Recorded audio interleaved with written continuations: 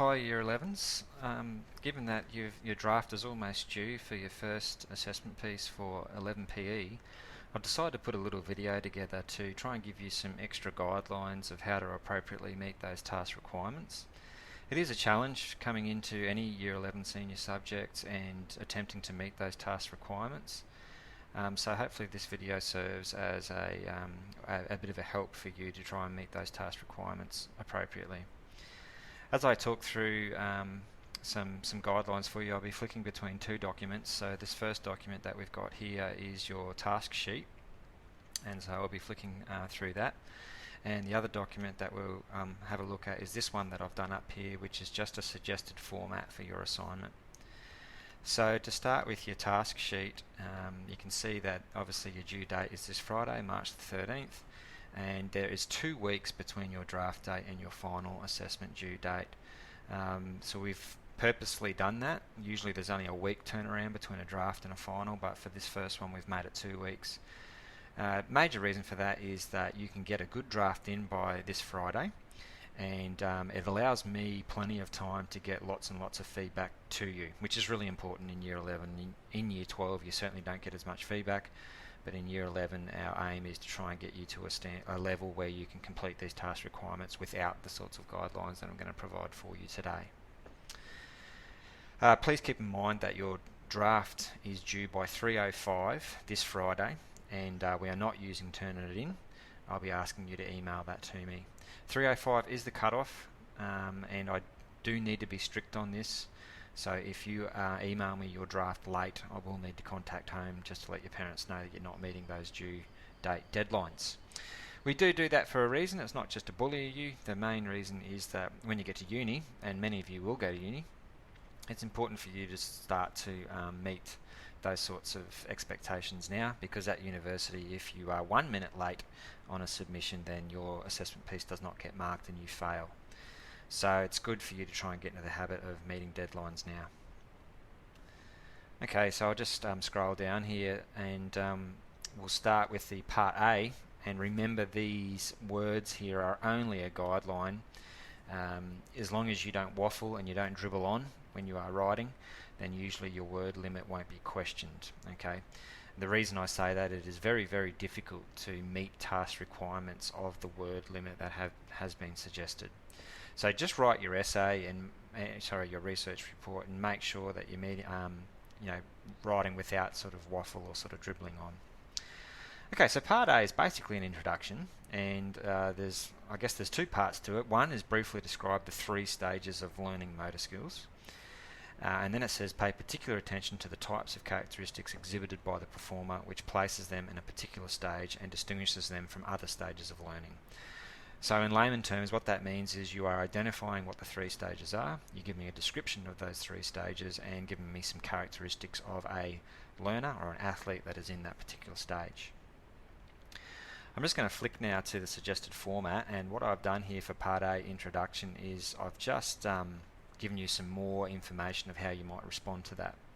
Now keep in mind, this is just a suggestion. You do not have to follow this sort of a format. But if you're sort of wondering, am I doing the right thing here, am I meeting the task requirements, then this format might be something that you can at least depend on. So this is what I'm suggesting for your Part A introduction.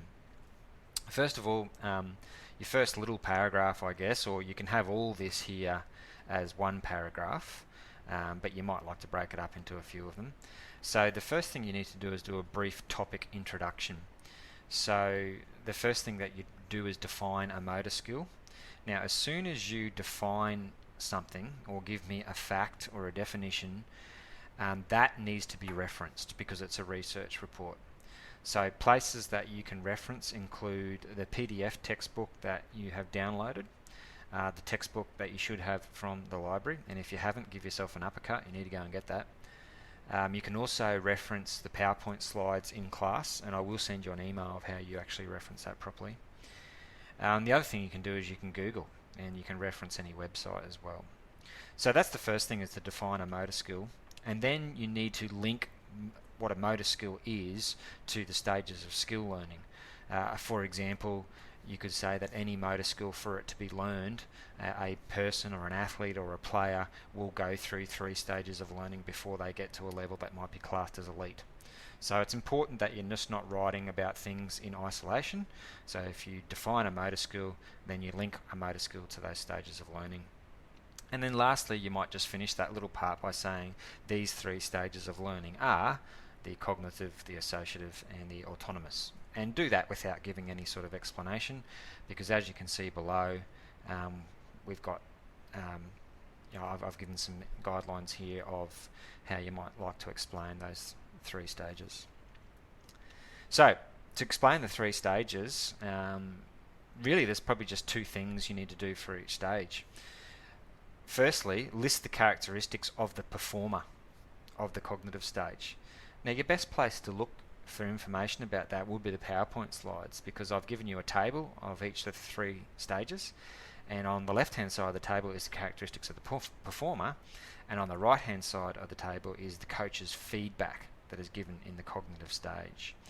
Now, what you might like to also do there when you're talking about feedback is refer to one of the last lessons we had where we looked at feedback and skill learning, and start to tie in a little bit of that information about types of feedback that the coaches might give in the cognitive stage.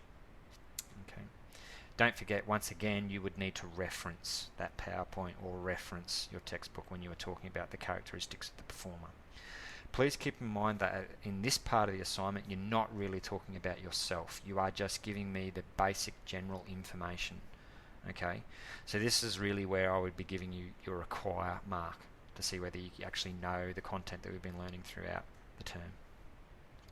What I've suggested you also do is that you give a specific example of a performer in volleyball who is at cognitive stage.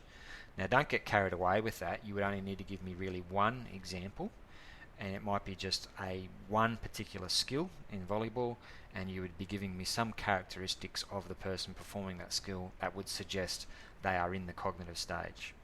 Why am I suggesting you do that? The reason is that it shows me that you can apply your knowledge of what the cognitive stage is, you can apply that to a real setting, such as volleyball. For the associative stage and the autonomous stage, it is set up exactly the same. So what you did for the cognitive stage, talking about the characteristics of the performer, the coach's feedback, and then giving me an example, you would do the same for the associative and the autonomous. In previous years, when I've set this assignment, students tend to get really carried away with this section, alright, this part A section. Don't get carried away with it. It needs to be brief, it needs to be succinct, and it needs to be to the point. So if you are writing 600, 700 words just for your introduction, it's too much. Okay, make it brief. For example, the characteristics of the performer in the cognitive stage, there's heaps of them in the table, but I wouldn't go through and be explaining and discussing every one. I would maybe pick out 2 or 3 major ones and keep those 2 or 3 as a theme for when you talk about the next stage and then the next stage, so it has some sort of progression there. What you also might like to do is you might like to include an appendix for your research report, and you could include those PowerPoint slides as an appendix, and you could actually refer to that in your introduction as well. That's good referencing skills, and remember it is a research report, so you do need to have references. Okay, let's flick back to the task sheet now, and we're into part B. And part B is really the analysis of your own progression of learning throughout the term, and as well as analysing that, it is tying in or linking in all the other content that we have learnt throughout the term. So I'll quickly just have a chat about the task here. Once again, 600 to 800 words is simply a guideline. So if you write more than that, that's okay, as long as it's not dribble. So first thing here is choose one skill vital to the game of volleyball which you have been learning in class. For example, those skills there. Give a brief description of the skill, purpose and classification. Because this is a self-evaluation or a self-analysis research report, it is okay for this section and part C at least to write in first person. So in other words, use words like I and my. Can I just add a little warning there though, that sometimes when people start to use first person language, their whole language of the essay can start to get very, very informal. And you need to be careful that you don't do that. Okay, occasionally you will reflect on yourself and you will analyze yourself, so you'll use words like I and my. But predominantly your language should be third person, and it's only when you start to link the content to your own performances when you write in first person. Okay, after that it says, through an analysis of your current technique, determine which stage of learning you are presently at. And then number 3 is really linked to number 2. Number 3 says justify your statement. In other words, justify which level of learning you think you're at by discussing all this content here. Okay, so parts 2 and 3 here are really linked. Part 2 is really just making a statement about what stage of learning you're at, and part 3 is then justifying it by linking in all of this content here, as well as using that first person language to analyze your own performance. It is in this section, Year 11s, where you would constantly refer to your skill analysis booklet that we have been filling out in class throughout the term. So definitely make sure you refer to that, and that should be handed in as an appendix. Okay, I will flick back to the suggested format. Okay, so I've actually broken this up into some paragraphs that you might to write down. Once again, you may have already finished your draft and you don't have to follow this structure at all. But if you're a bit under the pump with other assignments, you haven't started this, then at least this is a bit of a backbone for you. Paragraph 1 is identifying the stage of learning for the chosen volleyball skill. So you might like to say something like, first person language, the skill I have chosen is the volleyball spike, and I am presently in the associative stage of learning. Now I've got under here, include learning curve and give brief description of your learning progression, i.e. describe your learning curve in words. I only touched very, very briefly on this in class, and I'll probably produce another video to send to you where I explain this a little better. But a learning curve basically just looks at, for example, you might have been stuck in the cognitive stage for the first 3-4 weeks of the term. So your curve would start off very, very sort of plateaued, and then all of a sudden you may have really jumped into that associative stage, so your curve starts to take an incline really quickly. There is information on this learning curve in your PDF text and also your hard copy textbook, so please refer to those ones if you want to get started on that before you get the video for that explanation. So that's a very, very short paragraph. Paragraph 2 is the motor program of your chosen skill, so you'd need to define a motor program and include a reference because it's a definition. Define subroutines, include a reference. Include the motor program of your chosen skill. Now I've got there as an appendix, so that's already done for you, because if you include your skill analysis booklet, then you've got your subroutines in there. Analyze or evaluate your technique by discussing your strengths and weaknesses of the motor program. So this paragraph is all about referring to that appendix.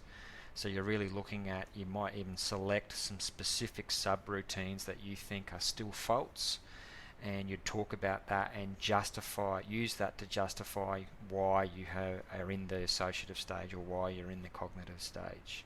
Okay. Once again, don't get carried away with going through every single subroutine. You might just want to pick some out that are strengths, and you might want to pick some out that are weaknesses. Paragraph 3 is looking at the information processing model, or sensory and perceptual capabilities. So we did a lesson on this in class, and you have a PowerPoint slide for it. So the first point there says discuss the information from the environment, and we spoke about there's 2 types of information that come from the environment in sport. The good information is cues. So that is information like the speed of the ball, the height of the ball, the location of your teammates on the court, etc., etc. They're all information that you need to process in order to make a decision of what shot to play. The bad information is noise, and noise is irrelevant cues such as a truck going past outside, other classes in JPAC, the teacher barking orders at you, or something like that. Alright, and so you need to discuss those types of cues and noise and analyze your ability to receive cues and block out the noise. In other words, relate your ability to do this to your stage of skill learning. So for example, you might find that your ability to process the information of the speed of the ball, the height of the ball, is not quite there, because when you are receiving a serve, you're playing a dig shot when maybe you really should be playing a set shot because you just haven't picked up the height of the ball quick enough. All right, that could be linked to a reason why you're still in the associative stage of learning. Okay, so it's important that, you know, this is an example here of you're giving me some information of content that you've learnt in class, and then the next step is to link that to the stage of learning that you have identified yourself at. Okay, so that's that evaluation sort of criteria coming into play. The other thing that you might like to discuss there is proprioception, which is kinesthesis. Now, just very quickly, that's your ability to sense others around you, and I've given the example of how dancers, when they're on stage, proprioception is one of their major major places where they get information to give them feedback on how they're travelling in the performance. So on a volleyball court, it's the ability to sense others around you, to sense the ball, to sense the lines on the court and make decisions whether the ball's going to be in or out. Again, that's some content that we've learnt in class that you're going to briefly discuss, and then you're going to link it or relate it to your ability to do this in terms of your stage of learning. So for example, once again, when you're receiving a serve, maybe you haven't, your kinesthesis or your proprioception is not where it should be, and as a result you're not quite sure of where the other people on the court are next to you, and so instead of going for the ball, you leave it and it lands 2 meters to the right of you, in between you and another player. So that's an example of how proprioception might let you down on the court and therefore justify why you're not yet in the autonomous stage, or you may be still in the associative stage. Okay, paragraph 4. Quality and quantity of practice. So discuss the types of practice. So give some definitions there. You don't have to do all of them, but maybe some major ones. And again, because it's a definition, you would need to reference that. And examples of how some were used this term. Alright, so sometimes we broke skills down and we really just focused on the extension of the set, or we focused on the feet placement. Sometimes we did it as a whole skill where we practiced it all at once. Sometimes we did distributed practice where we did some setting and then we stopped and then you looked at it on your phone. Sometimes we did some massed practice where it was just you and your partner for 10 minutes just setting or digging to each other. So you need to relate how effective these practice methods were to your stage of skill learning. Down the page here it says discuss how specificity of practice, rest periods to avoid fatigue, and variability of practice is important. Those things we all did discuss in the lesson on practice methods, but once again I think I'll put another video together on that lesson just to explain some of the things in more detail. Just a note on this particular paragraph here, don't get too carried away with it, because in part C down the bottom here you are suggesting a type of practice method that you might want to use to improve your skill further. But it is important to briefly chat about it in your discussion as well and relate that practice to, down here I just highlight it, relate that types of practice that you did in terms to your current stage of learning, because remember, people who are in the autonomous stage of learning would use different types of practice than people who are in the cognitive or the associative stage. For example, a person who's in the autonomous stage of learning would probably not need to do part practice. That means they wouldn't need to break a skill down and practice little segments or subroutines of the skill. They're already at autonomous level, they already know how to do it. So therefore they don't need to do that part practice, they're more onto the whole practice sort of thing. So there's a little example for you. Okay, we've got 2 paragraphs, well this is my suggestion anyway, 2 paragraphs to go in this body, and they're not extensive paragraphs, these ones, they're short. So you should look at personal motivation and interests, discuss intrinsic versus extrinsic motivation, give some examples, once again that would be a reference that you'd have to do there, and relate to your personal intrinsic and extrinsic motivation to your stage of skill learning. I'll just expand on that a little bit. Autonomous learners who get to the autonomous stage, most of them are heavily driven by intrinsic motivation, which means it's motivation that doesn't have any sort of material or recognition or fame value. For example, and excuse me for using a swimming example again, but in swimming you rarely get the intrinsic rewards from swimming. You occasionally might win a medal here and there, but most of the time you have to train and train and train, and a long time between competition meets, and as a result, really to commit yourself to that amount of training, you have to have some sort of intrinsic motivation. In other words, just even it might be as simple as absolutely doing your best in a training session and maxing it out, and there's satisfaction from that. There's satisfaction from giving your best. So that's intrinsic motivation. So I've said here again, link it to your stage of skill learning. Alright. For example, if you're being honest with yourself and one of your motivations in volleyball is to get a really big spike so that everyone sees it, and you get a bit of recognition, some hand slaps and some slaps on the back for it, that would be extrinsic motivation. So you can talk about how those two different types of motivation might impact on your skill learning. Discuss factors that affect motivation, such as the quality of instruction, the success, the feedback, etc., and relate this personally to your stage of skill learning. So once again, linking it. The last one here is physical capacities, which we haven't touched on much in class, but it's pretty straightforward. I've just got here, discuss the physical capacities required to be successful at volleyball. For example, height and arm span, power for jumping, power for hitting. Now, I would not just make that up. Alright, even though you might realise, yes, you need to be tall for volleyball, you would need to research that. So jump online, search for, physical characteristics for volleyball, and reference that site, so you're actually doing some research there. Once you've listed those, physical characteristics to be good at volleyball, you can then relate this to your own physical capacities and link this to your stage of skill learning. Good example, if you are a shorter person, obviously you don't therefore have the height that is necessary to be a really, really good volleyball player. So then you would need to link that to a skill in volleyball where height is really, really important. So hopefully you're thinking now that the two skills in volleyball where height is really important is the block and the spike. So if you're a shorter person, then based on your physical capacities, your physical characteristics, then straight away that is going to affect your stage of skill learning. If you haven't got the height, it is very difficult to perform a spike to an autonomous level. Alright, it brings you down to the associative level straight away. Okay, I'll flick back to the task sheet. So the last bit is the conclusion, and you'll notice that I've put this part here in bold because in previous years students have not put effort into this section, and this is an extremely important section. This is where a lot of your evaluation marks will come from. So it's extremely important to devote effort to this section. Okay.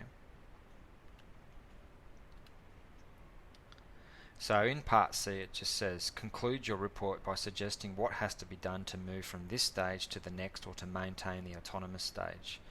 Include in this section specifics such as suggested types of practice and training methods, example drills that you could use to improve your ability in the chosen skill. Remember to justify your suggestions.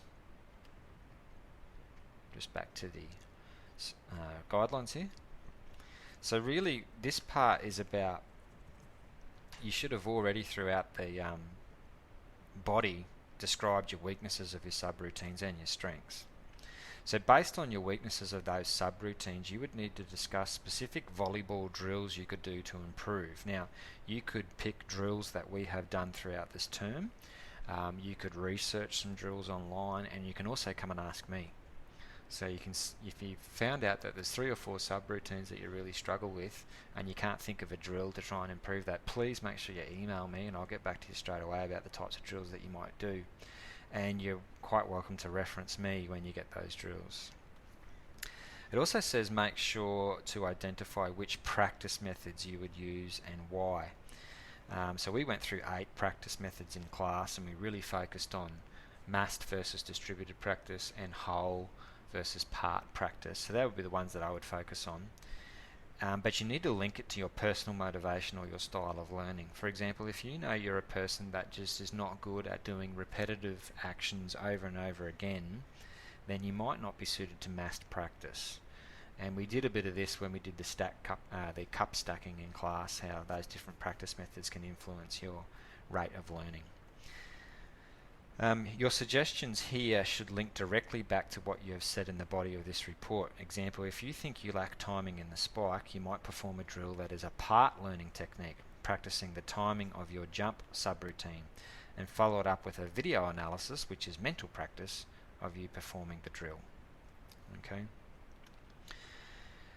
So that's about it. I just want to point out some really important factors again for your assignment. One, you need to reference. Alright, there needs to be a bibliography included, and it needs to have a bunch of references that you've used to write this report. If you don't have those references in text and you don't have a bibliography, then there's just no possible way you could reach an A for this assignment. It is a research report, so you must include it. Some things down here for your submission. Include a title of your report. An example could be The Spike, a self-evaluation of the learning progression. So don't use that one, be creative, but it might be something like that. Think about essay structure, and we've been using the Peel method in class, which is point, examples, evidence, point and then explain, and then examples and evidence, and then finish with link. Use a clear font, for example size 12 Calibri, or Times New Roman, or Arial. Please double space your work. So in Word you go up to paragraph, and then you go to line spacing, and then you click on double. Okay, so that double spaces all your work. Include a bibliography, so textbook, notes from class, internet sites. Make sure you format your bibliography correctly. I've got here in your diary, but really probably the best place for you to go would be a bibliography generator, which you can get online. Alright, so I think there's one on your student portal too. There's a link there for a bibliography generator. I shouldn't have had this here. It says staple your task sheet to the front. If you've lost it, print it out from P drive. For that, I think what we'll do is you just email me your assignment, so you don't have to print it out, and I've got task sheets saved digitally, so all you'll need to do is email me your assignment, but you will need to hand me your skill analysis booklet, so that if I do send your stuff to panel, I can put it in as an appendix. Okay, I hope that has been helpful for you. The reason I did it as a video means that you can just listen to the introduction part that I've got here, and then you can go and write your introduction. Then you can go down and listen to the body part, and then you can go and write your body. So I hope it has been really, really helpful. Please make sure you meet that deadline, 3:05 this Friday. And I'd just like to add also that your commitment to PE this term has been really, really impressive. It's a class that I always look forward to going to teach, and I really hope that you do put effort into this assignment, as you deserve to get a good result. All the best.